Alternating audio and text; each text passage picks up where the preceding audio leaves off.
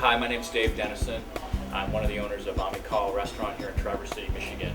Amical means friendly in French. La Cuisine Amical means the friendly kitchen. We take a cookbook and create an entire menu from that book. Appetizers, salads, soups, entrees, desserts, and we feature that menu for a week. We do a variety of different ethnic books and follow the recipes to a T, and it allows us and our patrons to learn a little bit more about cuisines from around the world.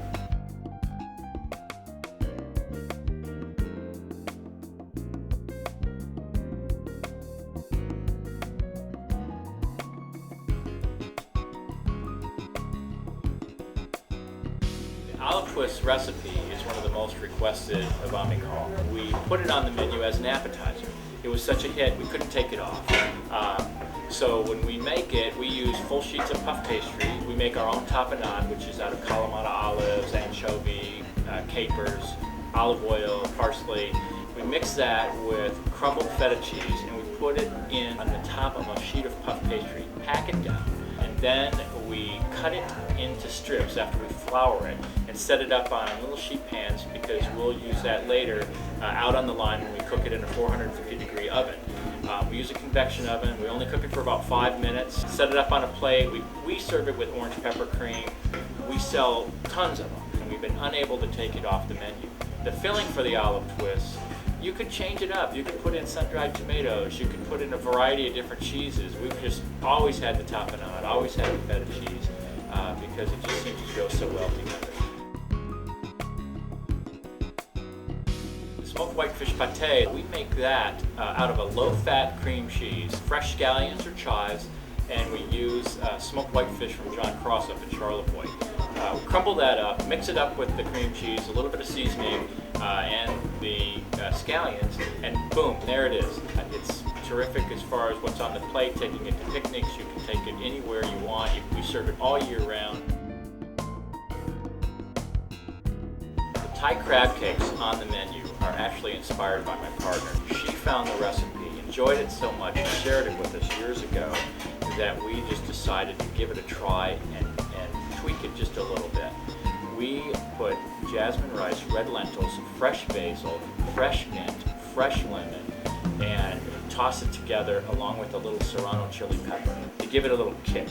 We saute them and we put them on a small bed of greens along with a wasabi oil and a Chinese hot mustard, and we make our own ginger vinaigrette to go with it. But what's unique about the Thai crab cakes is that it is with jasmine, rice, and lentils. That's what holds it together instead of your traditional breadcrumbs. They're a great little item. We enjoy them. They're one of the best crab cakes I've had in a long time. The low-fat Caesar salad dressing that we prepare here is one of the signature items of Amical. What makes it low-fat? We don't use egg, we use a non-dairy creamer. That gives it the creamy consistency without the danger of the egg. We use extra virgin olive oil, Dijon mustard, garlic, anchovy paste, lemon juice, and of course the non-dairy creamer. We spin it up with an immersible blender, which is essential to have in the kitchen. It holds very, very well. You can keep it in your refrigerator for at least a week. We toss that dressing with romaine lettuce, grated Parmesan cheese, our own house-made croutons, and top it with shredded Parmesan Reggiano, and that makes an outstanding Caesar salad. I try to order Caesar salads wherever I go, and I still enjoy the Amical Caesar salad. I think it's one of the best.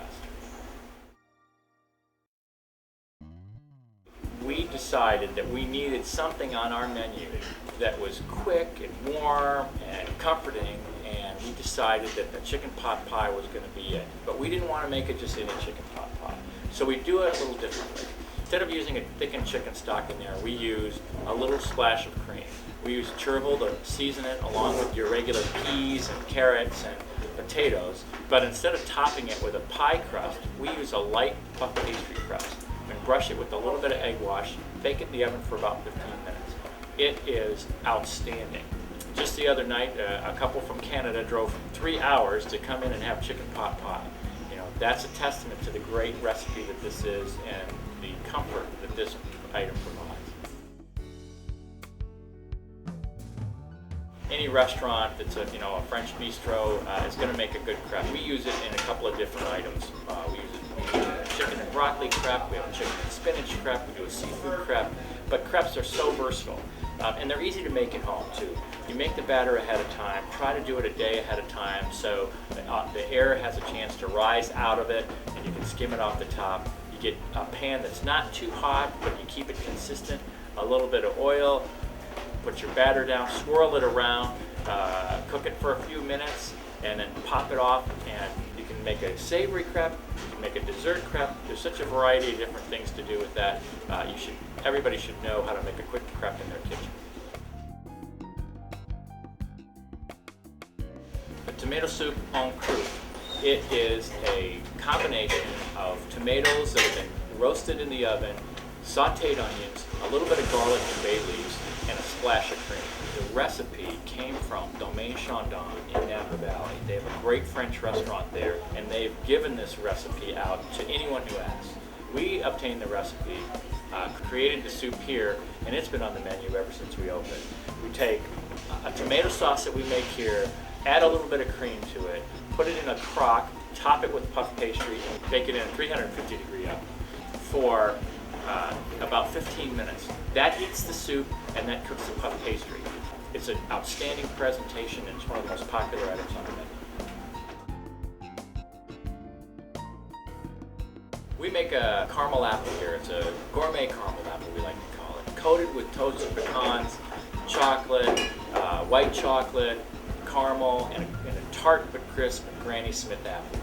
We've been making them here for years. We keep them in our dessert case. And over the years, people have wanted them to be shipped all over the country. So we do that too. But mostly when we prepare them here, we cut them into some wedges, set them out on a plate, very simple preparation, just something that someone can pick up and take a bite out of, and to end their meal, it's one of the best things. So our caramel apples are made every day down here. We feature them in the case and we sell them on the web as well. We take your basic creme brulee recipe, drop a few raspberries in it. It's very easy to do, although it holds a lot of mystique. You are basically cooking a custard in a water bath. We cook them during the day, bake them in the oven, pull them out, let them cool. As the service arises at night when we get ready, we pull a couple out of the fridge, let them come to room temperature, sprinkle a couple tablespoons of sugar on them and use a torch and caramelize the sugar. One of our great customers back in the days when we first started gave us a suggestion of pulling it out of the refrigerator just a few minutes before service to allow the temperature to come up a little bit. Then we caramelize the sugar on that. We can hold that for a little bit and then we serve it. If you're making it at home, you can do this too. You can caramelize the sugar before dinner if you want and let it sit out and serve it right away, and that way you're not leaving your guests. The coffee custard that we do here is a simple dessert, but it's like having your coffee and dessert at the same time. You can do it at home, bake it in a water bath, a little plop of whipped cream and some shaved chocolate on it, your guests will love it.